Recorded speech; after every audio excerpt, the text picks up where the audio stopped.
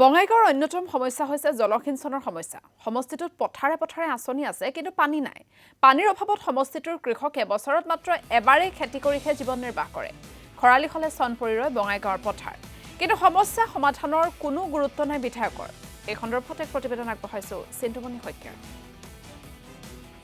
বঙাইগাঁও সমষ্টিটো এনে এটা সমষ্টি যিটো সমষ্টিত প্ৰায় ৮০তকৈও অধিক শতাংশ লোক কৃষিৰ ওপৰত নিৰ্ভৰ। কৃষিজীৱী এই সমষ্টিটোত আজিও জলসিঞ্চনৰ উপযুক্ত ব্যৱস্থা কিন্তু নহ'ল। যিধৰণে জলসিঞ্চনৰ ব্যৱস্থা থাকিব লাগিছিল সেই ব্যৱস্থা কিন্তু নহ'ল, যাৰ কাৰণে মানুহে বছৰত মাত্ৰ এটা খেতি কৰিয়ে বাকী খেতি কৰিব নোৱাৰে। আপুনি দেখিব এই পথাৰখন চন পৰি ৰৈছে। এই যিখন পথাৰ আপুনি দেখিছে, আমি দেখুৱাইছোঁ পথাৰখন, এই পথাৰখন সম্পূৰ্ণ চন পৰি ৰৈছে। মাত্ৰ বতৰৰ পানীৰ ওপৰত নিৰ্ভৰ কৰিয়ে তেওঁলোকে বছৰত এবাৰেই খেতি কৰে।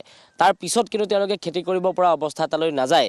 তাতোতকৈ দুৰ্ভাগ্যজনক কথাটো হৈছে যে এই সমষ্টিটো সম্পূৰ্ণ প্ৰায় ৮০%তকৈও অধিক লোক কিন্তু কৃষিৰ ওপৰত নিৰ্ভৰ কৰে। বছৰত এটা খেতি কৰিয়ে তেওঁলোকৰ পৰিয়াল পোহপাল দিবলগীয়া হৈছে।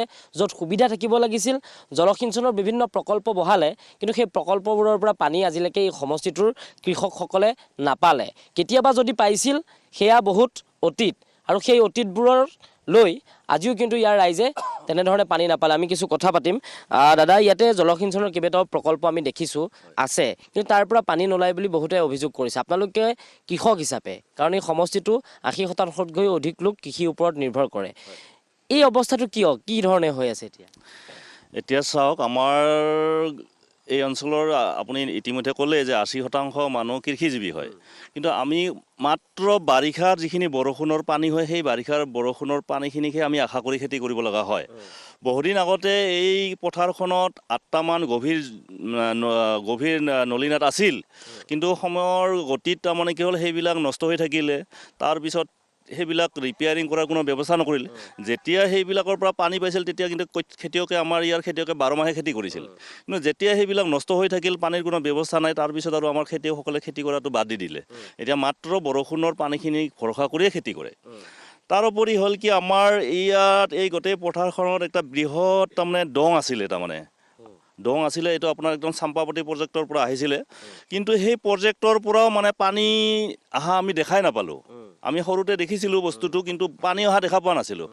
এতিয়াও জেগাই জেগাই আপোনাৰ যিটো পানীটো ডঙৰ পৰা পথাৰত দিয়াৰ কাৰণে যিটো মানে হেৰি থাকে, সেইবিলাক এতিয়াও আছে, পোকাৰ হেৰিবিলাক, কিন্তু পানী নাহিল। তাৰপিছত দেখিলে যেতিয়া পানী নাহিল, পানী নহাৰ কাৰণে যাৰ যাৰ মাটিৰ মাজেদি ডংটো গৈছে, তেওঁলোকে সেই আলিডাল কাটি পেলাই সেইখিনি খেতি কৰে। গতিকে সেইটো ব্যৱস্থাও আজিৰ তাৰিখলৈকে নহ'ল। গতিকে এতিয়া চৰকাৰে এই ক্ষেত্ৰত কি ধৰণৰ ব্যৱস্থা লৈছে, হয়তো চৰকাৰতো বিভিন্ন আঁচনি থাকে কৃষিভিত্তিত, কিন্তু কিন্তু এই কৃষকৰ উন্নতিৰ কাৰণে কিবা কৰিছে নে কৰা নাই, আমি কিন্তু আজিলৈ কিন্তু সেইবিলাক ঢুকি পোৱা নাই। আপোনালোকৰ বিধায়কগৰাকী ইয়াতে অগপৰ 40টাকৈ বছৰ শাসন কৰিছে, এতিয়াও অগপৰেই শাসন চলি আছে। বিধায়ক আহিছেনে কেতিয়াবা এইবোৰ সমস্যা বুজ ল'বলৈ? এইবোৰ সমস্যা বুজ ল'বলৈ যদি হয়তো বেলেগ কাৰোবাৰ লগত যদি কোনোবা দিন কথা পাতিছে মই নাজানো, কিন্তু আমি দেখা পোৱা নাই। আমি ইয়াত দেখা পোৱা নাই যে আমাৰ বিধায়ক বা কোনোবা MP বা কোনোবা মিনিষ্টাৰে আহি আমাৰ এই খেতিপথাৰখন পৰিদৰ্শন কৰা বুলি আমি কিন্তু আজিলৈ দেখাও নাই, শুনাও নাই। মাত্ৰ যেতিয়া বঙাইগাঁও জিলাখন প্ৰথম গঠন হৈছিল, তেতিয়া মই বহুত সৰু আছিলোঁ, তেতিয়াই মাত্ৰ বঙাইগাঁও জিলাৰ সেই প্ৰথম ডিচিজন দীনেশ চন্দ্ৰ বৰ্মন ছাৰ, তেখেতে কিন্তু বাৰিষাৰ সময়ত আমাৰ এই পথাৰখন পৰিদৰ্শন কৰিছিল। সেইটোহে মোৰ মনত আছে। তাৰপিছত আৰু আজিলৈকে কোনো বিষয়া বা কোনো MLA মিনিষ্টাৰ আজিলৈ দেখা পোৱা নাই, যাৰ কাৰণে আমাৰ আজি খেতিয়কৰ এই দুৰৱস্থা হৈছে। কাৰণ এটা খেতিৰ ওপৰত আমি নিৰ্ভৰ কৰিব লগা হৈছে। বাকী সময়খিনি আমাৰ খেতিয়কখনে এনেকুৱা এটা কণ্ডিশ্যন হৈছে, তেওঁলোকে হাজিৰা কাম কৰি খাব লগা কণ্ডিশ্যন হৈ গৈছে। পানীৰ অভাৱত খেতি কৰিব নোৱাৰে, মাত্ৰ এটাই খেতি কৰিবলগীয়া হয়। কেনেকুৱা অৱস্থা হয় আপোনালোকৰ পৰিয়াল পোহপাল দিবলৈ? সেইটো পৰিয়ালটো পাৰাই দিগদাৰী হ'ল না। কুমাৰপালাতো পানী আহিলে ওপৰৰ হ'ল পানী, আৰু নহ'লে সেই ক'লা মাটিখিনি শুকিয়ে যায় আৰু কি। এতিয়া শুকাই থাকে মাটি, চন পৰি আছে। এতিয়া মানে তো হালবিধ কামেই নকৰে, খেতি নকৰে কিছুই, সেনেকুৱা ধৰণৰ। পানী ধৰি লওক যেনেকৈ পাব লাগিছিল, আপোনালোকে তেনেকৈ খেতিৰ কাৰণে পানী নাই পোৱা?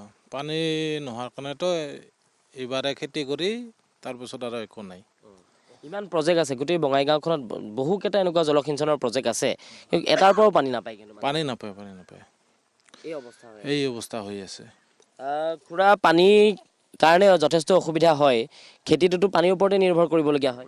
সেইটো পানীটো ওপৰেৰ হেৰিতে নিৰ্ভৰ কৰিব লাগে এনেতো পানী নাই না পানী পাব লাগিছিল পাব লাগছিল নাপালে নাপালে দাদা পানী নাপালেই আপোনালোকে নাই এতিয়ালৈকে কোনো ব্যৱস্থা কৰা নাই চৰকাৰে যিহেতু সৰুৰ পৰা দেখি আছোঁ আগৰ বক্তাজনে কৈ গ'ল সেই হিচাপত আজিলৈকে কোনো মানে ওপৰৱালা চৰকাৰৰ তৰফৰ পৰা আমাৰ ইয়াত কোনো এটা ডিচিশ্যন লোৱা নাই আৰু কি এইটো হ'ল আৰু কি এইখন পথাৰতে আমি বেছিকৈ দেখা পাইছোঁ বাকী বেলেগত হয়তো কৰিব পাৰে কিন্তু আমাৰ এইখন পথাৰত কোনো এটা ব্যৱস্থা নাই আৰু কি নিশ্চয়কৈ চাওক যে পানীৰ যি সমস্যা এই সমস্যাৰ কাৰণে ইয়াৰ খেতিয়ক যিসকল খেতিৰ লগত জড়িত বা কৃষক আছে সেই কৃষকসকলে কিন্তু তেওঁলোকৰ সেই সমস্যা সমাধান কৰিব নোৱাৰাৰ কাৰণে খেতি কৰিবলৈ বাদ দিছে বছৰত এটা খেতি কৰে যেতিয়া বাৰিষা বৰষুণ হয় সেই বৰষুণৰ ওপৰত নিৰ্ভৰ কৰিয়ে তেওঁলোকে খেতি কৰে পৰৱৰ্তী সময়ছোৱাত তেওঁলোকে ধন্যবাদ জ্ঞাপন কৰিছোঁ আপুনি কৃষকসকলৰ সমস্যাৰ বিষয়ে জনোৱাৰ বাবে